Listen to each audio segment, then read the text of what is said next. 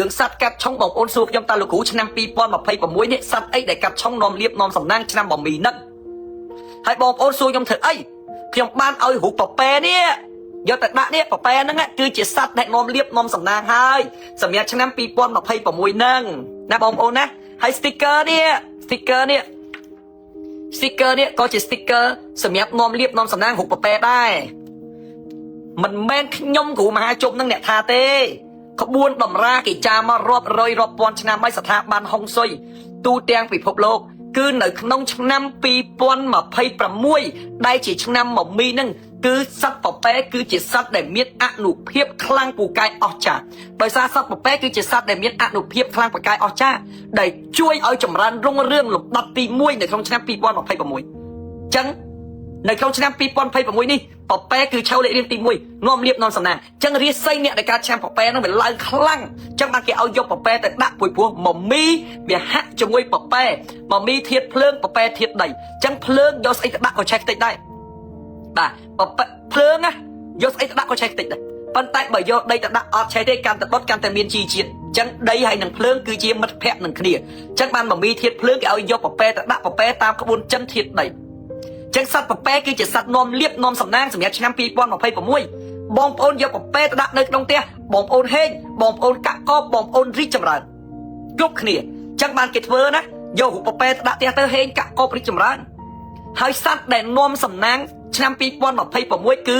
ប៉ប៉ែ 100% ពីព្រោះប៉ប៉ែគឺជាសត្វនាំសំណាងហើយមិនមែនខ្ញុំអ្នកថាទេពិភពលោកហុងស៊ុយគឺមានប្រភពមកពីស្រុកចិនក៏ដោយស្រុកម៉ាឡេក៏ដោយស្រុកសិង្ហបុរីក៏ដោយត្រូវតែប្រើរូបប៉ប៉ែប៉ុន្តែបងប្អូនត្រូវចាំតាមនៅក្នុងឆ្នាំ2026នេះឆ្នាំមមីធាតុភ្លើងមកជាមួយទឹកហ្នឹងគឺមានឆ្នាំធាតុដីចំនួន3ដែលរាសីឡើងខ្លាំងទី1ឆ្នាំប៉ប៉ែគឺជាឆ្នាំដែលរាសីឡើងលំដាប់ទី1ទី2ឆ្នាំចទី3ឆ្នាំខាលមួយម៉ែចខាលមួយម៉ែចខាលគឺជាកំពូលឆ្នាំដែលរាសីឡើងខ្លាំងនៅក្នុងឆ្នាំ2026ចឹងមួយម៉ែឈរលេខ1ចឈរលេខ2ខាលឈរលេខ3ចឹងសត្វដែលរាសីឡើងខ្លាំងដែលនាំលៀបសំណាងខ្លាំងណាគឺមាន3សត្វប៉ុន្តែសត្វប៉ប៉ែគឺឈរលេខរៀងទី1ខ្លាំងអំណាចលើសគេទី2ឆ្កែសត្វឆ្កែឆ្នាំចឈរនៅលេខរៀងទី2ទី3ឆ្នាំខ្លានៅកតុយគេល្អដែរប៉ុន្តែវាមានធម៌ពលតិចជាងប៉ប៉ែនៅឈរលំដាប់ទី3ចាំបាទចឹងប៉ប៉ែគឺជាសត្វទី1ខ្លាំងបំផុតប៉ប៉ែគឺជាមហាអំណាចលេខ1នៅក្នុងឆ្នាំ2026ឆ្កែនៅក្នុងមហាអំណាចលេខ2ខ្លានៅក្នុងមហាអំណាចលេខ3ចឹងបើសិនជាបងប្អូនចង់ដាក់ខ្លាទៅដាក់ទៅប៉ុន្តែឥទ្ធិពលវាតិចចង់ដាក់ឆ្កែក៏ដាក់ទៅប៉ុន្តែឥទ្ធិពលវាតិចប៉ុន្តែបើដាក់ប៉ប៉ែឥទ្ធិពលមហាសាលធំធេងអត់ដងអត់ដល់លោកគ្រូខ្ញុំចង់ដាក់ខ្លាទៅដាក់ទៅប៉ុន្តែវាដាក់បានវាអត់ចង្អែតទេប៉ុន្តែឥទ្ធិពលវាតិចវានៅលំដាប់ទី3នោះហើយដាក់ឆ្កែដាក់ទៅវានៅលំដាប់ទី2ហើយដាក់ប៉ប៉ែដាក់ទៅលំដាប់ទី1ចឹងនៅក្នុងឆ្នាំ2026នេះគឺគេសត្វប៉ប៉ែគ្រប់កន្លែងគ្រប់ទាំងអស់គឺគេប្រើប៉ប៉ែគឺជាសត្វហុងស៊ុយហើយបើដាក់សេះបានអត់ហើយទៅឈួតដាក់សេះធ្វើអីបើឆ្នាំនឹងវាសេះទៅហើយសេះទៅគ្រប់កន្លែងហើយយកសេះមកអីទៀតចឹងយើងដាក់ប៉ប៉ែទៅគឺជោគជ័យប៉ប៉ែនឹងមិនមែនចេះយកទៅដាក់ទេគឺប៉ប៉ែនឹងដាក់ទាត់តែប៉ប៉ែនឹងបានប្រសិទ្ធិពលិកាយ៉ាងត្រឹមត្រូវយកទៅដាក់ឲ្យផ្ទុះលៀបផ្ទុះសំណាងនេះប៉ប៉ែនេះខ្ញុំអ្នកគ្រូមហាជុំបងប្អូនខ្ញុំចំណាយកម្លាំងកាយកម្លាំងចិត្តពេលវេលាធ្វើរូបប៉ប៉ែនេះចេញមកដើម្បីឲ្យបងប្អូនយកទៅដាក់ឲ្យហេងផ្ទុះលៀបផ្ទុះសំណាងណាឃើញទេមានអត្តន័យណាបាសជើងឡើងលើលុយដេកលើលុយហើយមិនមែនតែមាសទេមានលុយដុល្លារនេះឥឡូវគេចាយដុល្លារលុយដុល្លារចូលឃើញទេណែលីមាសទាំងអស់ស្នៃហ្នឹងហើយមិនធ្វើកោងហ្នឹងមកថាកសោបលៀកកសោបទ្របចូលហើយនេះខាងក្រោមនេះឈ្មោះគ្រូមហាជុំសិតបល័យយកទៅដាក់ប្រាប់ឲ្យហើយមិនមែនប៉ប៉ែចេះដាក់តាមផ្សារទេណាដាក់ឲ្យពិបាកវេទនាអត់ទេប៉ប៉ែនេះគឺប៉ប៉ែហេងអញ្ចឹងសម្រាប់ទៅមកខ្ញុំនិយាយមុនណាកុំឲ្យមានការងឿងឆ្ងល់តទៅទៀតនៅក្នុងឆ្នាំ2026ឆ្នាំមមីសត្វដែលនាំសំណាងលេខ1កំពូលគឺសត្វប៉ប៉ែទី1ប៉ប៉ែហើយបើចង់ឲ្យហេងខ្លាំងមានលៀបខ្លាំងឲ្យឈ្នះអស់មានសត្រូវប្រើប៉ប៉ែទៅទី1ហើយបើចង់ហេងល្មមខ្ជិលហេងខ្លាំងព្រោះវាក្រឆ្អែតដែរខ្ជិលមានយកហេងល្មមទៅឆ្កែទៅទិញសត្វឆ្កែយកដាក់ផ្ទះទៅហើយបើចង់ធម្មតាកំពេចកំតុកយកសត្វខ្លាទៅដាក់ផ្ទះទៅណាវា3ហ្នឹងទី1ប៉ប៉ែទី2ឆ្កែទី3ខ្លាហើយបើថាកំពេចកំតុកយកខ្លាដាក់ផ្ទះទៅ ហើយបើធម្មតាក៏ពេចពុកយកខ្លាទៅហេវាមិនហេងទេវាបានតែមករស់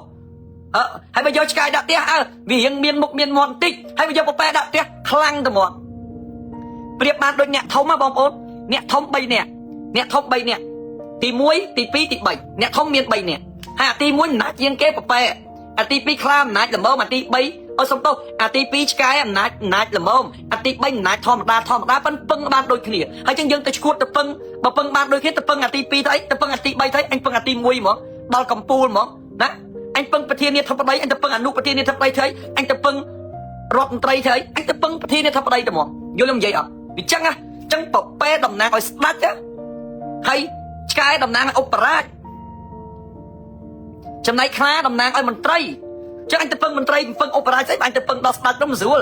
យល់ហើយយល់គ្រូនិយាយអត់ចឹងឆ្នាំ2026នេះគឺជាឆ្នាំដែលត្រូវដាក់សັບប្រប៉ែនាំលៀបនាំសំណាងចឹងបងប្អូនត្រូវមានរូបប្រប៉ែឲ្យត្រឹមត្រូវតាមក្បួនតាមខ្លះយកទៅដាក់ឲ្យផ្ទុះលៀបដាក់ឲ្យសំណាងហេងចូលប្រប៉ែបានប្រសិទ្ធិត្រឹមត្រូវបងប្អូនចង់បានខ្ញុំមានប៉ុន្តែអត់មានច្រើនទេណាប្រាប់ឲ្យតណាមានតែប្រហែលជា50គូទេដោយសារអីមានតិចបើមានតិចទៅធ្វើម៉េចហើយមុនជួយយកទៅឲ្យបងប្អូនណាប្រសិទ្ធិបលីការណាច្រើនណាបាទហើយសុំទោសផងអ្នកដែលបានជារូបប្រប៉ែពីលោកគ្រូមហាជុំទៅយឺតយ៉ាវឥឡូវខ្ញុំដាក់ជូនបាទយឺតអ្នកខ្លះយឺតដល់ចង់មួយខែបាទហើយបើសិនជាអ្នកនៅក្នុងផ្ទះកើតឆ្នាំប្រប៉ែដាក់ប្រប៉ែបានអត់ហីមានប្រប៉ែដាក់ប្រប៉ែទៀតយល់ទេឲ្យវាជួយទាំងអស់គ្នាហើយប្រប៉ែវាជួយតែខ្លួនវាមិនជួយអីយើងចឹងយើងយកប្រប៉ែទៅដាក់ដើម្បីជួយទាំងអាប្រប៉ែហើយជួយទាំងអាយើងគ្រប់គ្នានឹងទៀតហើយខ្ញុំឆាំឆ្លើយឆុងមួយប្រប៉ែដាក់បានអត់ឆ្លើយឆុងមួយប្រប៉ែប៉ុនឆុងមួយប្រប៉ែធម្មតាទៅមិនឆុងមួយប្រប៉ែហុងស៊ុយណាចឹងដាក់ប្រប៉ែហុងស៊ុយបានដូចគ្នាហើយខ្ញុំឆាំមួយម៉ែឲ្យដាក់ប្រប៉ែអីទៀតមួយម៉ែហ្នឹងឲ្យបានដាក់ប្រប៉ែឲ្យប្រប៉ែមកជួយយើងទៀតណាបាទចឹងប៉ុណ្្នឹងអរគុណណាជូនពរសុខសប្បាយសំណាងល្អហេងកាក់កបទាំងអស់គ្នាណាអរគុណបាទ